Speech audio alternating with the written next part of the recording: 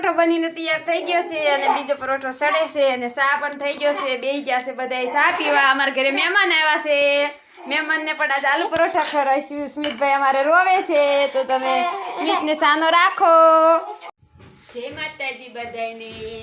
તો આજે આપણે સવારમાં બનાવવાના છે આલુ પરોઠા. તો આપણે લોટ બાંધવાનું ચાલુ કરી દીધું છે. તમે બધા મારી સાથે જુઓ કે આપણે સરસ મજાનો ઘઉંનો લોટ બાંધી દીધો છે અને આપણે બટેટા પણ બાફી નાખ્યા છે. પછી આપણે બટેટાનો વઘાર કરીશું અને આલુ પરોઠા બનાવીશું. હું તમને આગળ બતાવીશ કે હું કેવી રીતે આલુ પરોઠા બનાવું છું. સરસ મજાનો લોટ બાંધી દીધો છે. હવે આપણે બટેટા ફોલી નાખવી.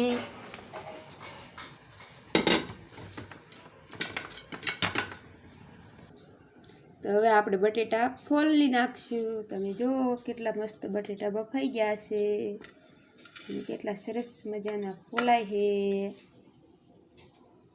તો આપણે હવે આ બધા બટેટા ફોલી નાખશું.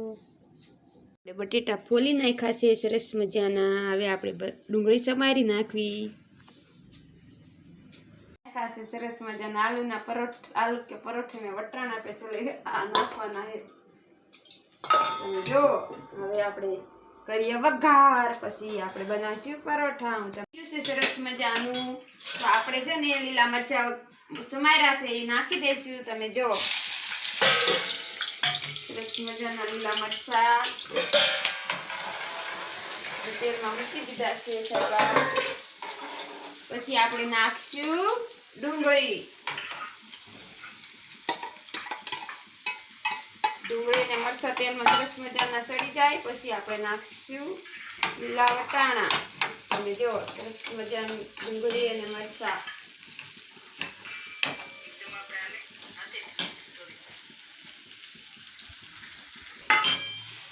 હવે આપણે નાખશું મીઠું સ્વાદ પ્રમાણે.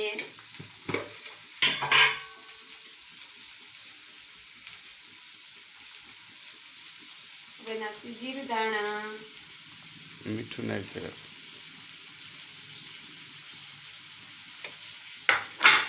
હવે આપણે નાખશું મસાલો.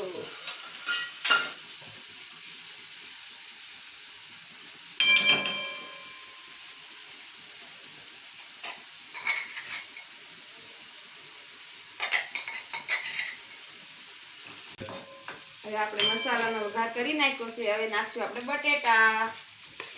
બટેટાને આપણે સૂંદો કરી નાખ્યો છે બાફેલા બટેટાને. સરસ મજાનો આપણે મસાલો થઈ ગયો છે તૈયાર આલુ પરોઠાનો. તો આપણો મસાલો તમે જોઈ શકો છો કેટલો મસ્ત બની ગયો છે. અને આપણો લોટ પણ બાંધી નાખ્યો છે અને લોટમાં જો આપણે સરસ મજાની રોટલી નમકી બનાવી છે. અને એમાં આપણે હવે નાખશું મસાલો અને પછી આપણે એને સરસ મજાની હે ને ફરતી આવી રીતે ઓલી કરી નાખશું અને પછી આપણે એને વણી નાખશું. એક બાજુ મૂકી દીધી છે આપણે લોઢી સરસ મજાની. હવે આપણો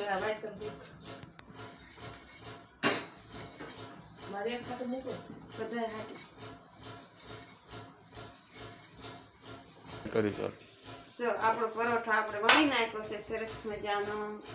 અને હવે આપણે જોઈને તેલમાં નાખીશું સડવા.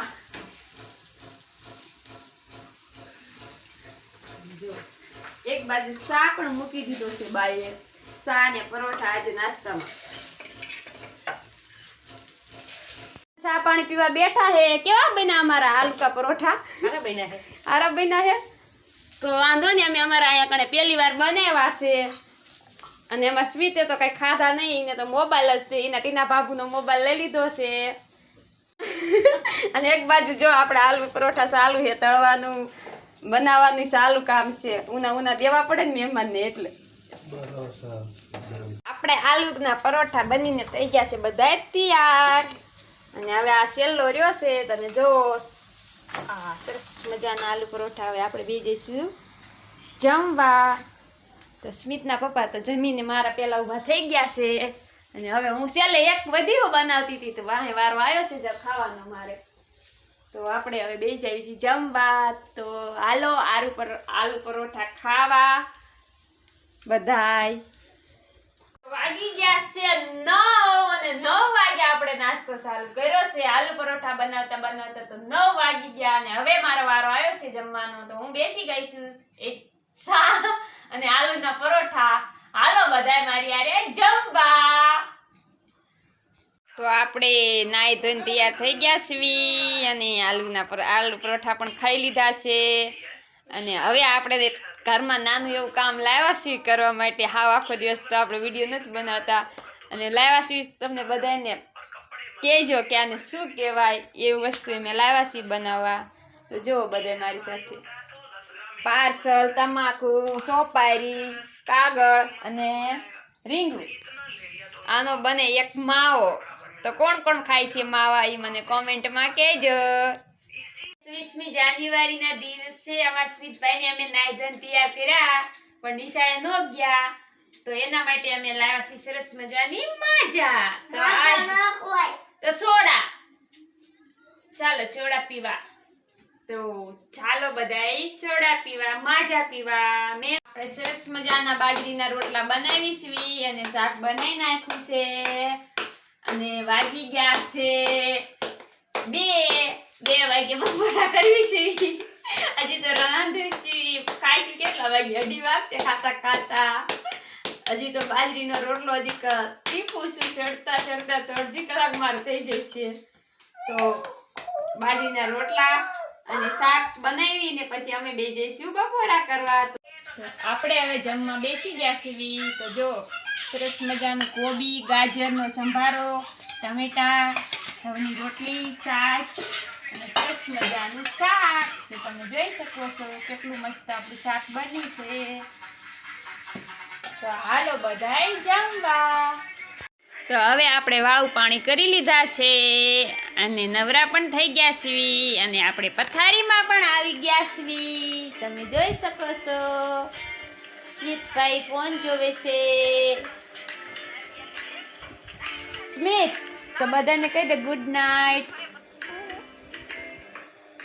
તો હવે આપણે સૂઈ જઈશું. તો આજનો બ્લોગ અમારો આવો કંઈક રહ્યો. તો તમને ગમ્યો હોય તો લાઈક કરજો, શેર કરજો અને ચેનલમાં નવા હોય તો ચેનલને સબસ્ક્રાઈબ કરી દેજો. Bye bye.